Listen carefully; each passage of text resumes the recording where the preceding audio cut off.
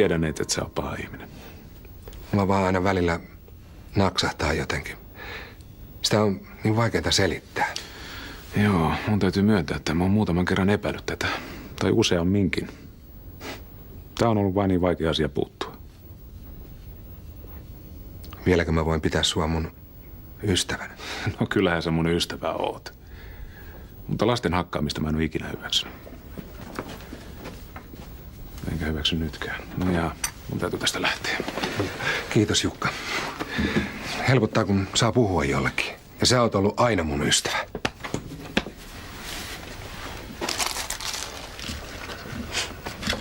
Ai, miten hienoa, että sulla on parempi olo.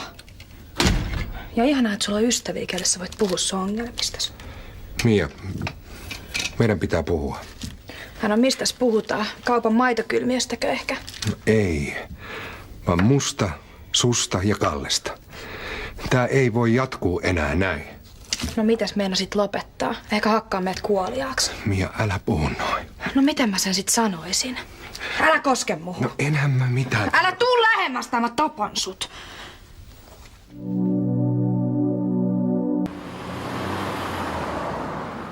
Sä löit sitä veitsellä. No en mä niin sanonut.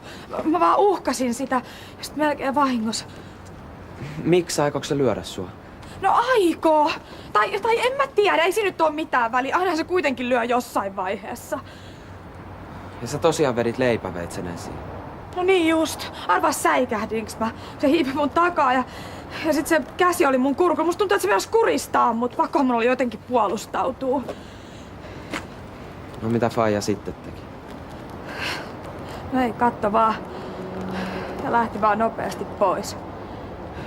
Mut se oli ihan oikein sille, mä en kadu ollenkaan. Mä enää jaksa pelätä sitä.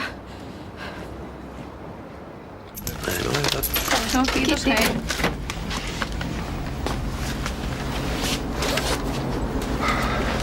Hyvä kun tulit.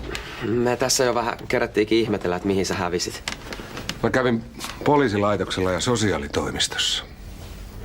Ai, miksi? No mulla on ongelmia. Mä tarviin ammattiauttajan apua. Ajattelit tehdä parannuksen? Jos mun omat lapset pelkää mua niin paljon, että ne uhkaa mua veitsellä. Ei mulla ole muuta mahdollisuutta.